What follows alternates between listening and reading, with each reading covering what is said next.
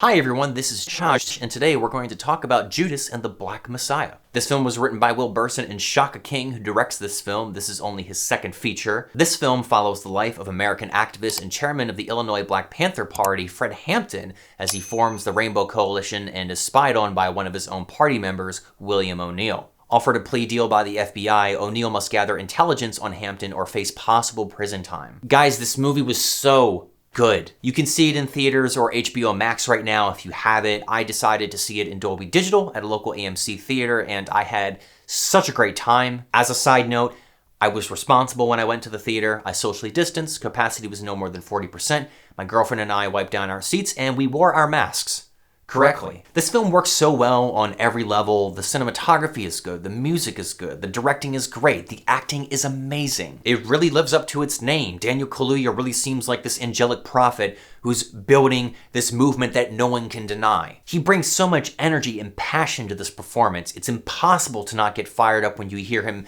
speaking to these large crowds of people. I felt like he was preaching to my soul. But while Hampton is a driving force to the narrative, it largely follows the traitor, being O'Neill, played by Lakeith Stanfield. And this is the best performance I have seen from him. It's captivating. Every time he's on screen, the film is at its best. And to be clear, that's not me saying I like this character. I don't, but the film does a great job of making you see his perspective and understand his internal struggle. His ultimate goal is to sabotage the movement, but as he spends time with Fred Hampton and this organization, you can see that he does sympathize and identify with them. In that way, it reminded me a lot of The Departed, which is a film that also follows an informant who has this complex relationship with the people he's spying on and is constantly being put in these tough situations where he has to be a good informant, but also not do too many shady things to make it look like he's a Fed. Lakeith Stanfield balances so many emotions at once in his performance: confidence, regret, paranoia. And watching him experience all this inner turmoil seems very real. As he spends so much time with this group of people, it's natural that he just grows attached to them. You don't want to see him succeed, but you do recognize that he's motivated to act in his own self-interest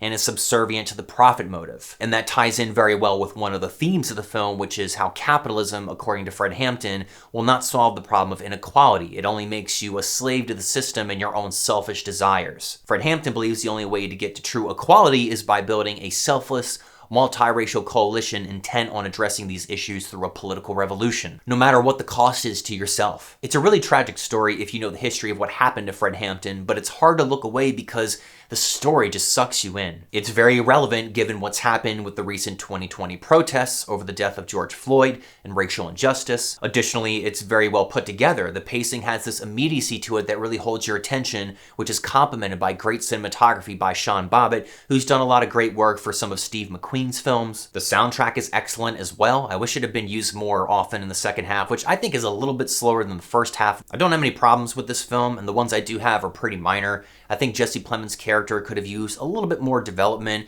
He's made out to be a mentor figure to O'Neill, but I don't think the film explored that relationship as much as it should have. I also would have liked to have seen some more of the behind-the-scenes stuff with how Hampton created the Rainbow Coalition. Some of the best scenes involve him using his undeniable charisma to unite these different political factions who aren't necessarily open to the idea at first. Some people think that Shaka should have gotten younger actors to portray Hampton and O'Neill, who were both in their late teens and early 20s during the time of this story. Kaluuya and Stanfield are both in their late 20s and early 30s, but their performances are so excellent that I didn't really care about that. This is just a great film. I could talk and talk about all the things it does so well, but honestly, I think you're better off just watching it and finding out for yourself why it's worth seeing. Do not be surprised if Lakeith Stanfield and Daniel Kaluuya win a ton of awards for this one.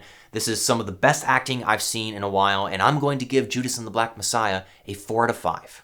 Really looking forward to seeing what Shaka does with his next film. This one was quite a statement, and it will probably be one of my favorite films of the year, more than likely. But thanks for watching, guys. I really appreciate it. Be sure to like this video and leave a comment on what you thought about this film in the comment section below. Feel free to leave a recommendation on a film or subject that I should review next while you're down there, and be sure to subscribe and hit the bell for notifications so you can know when I drop the next review. Thanks again, guys, and I will see you in the next video.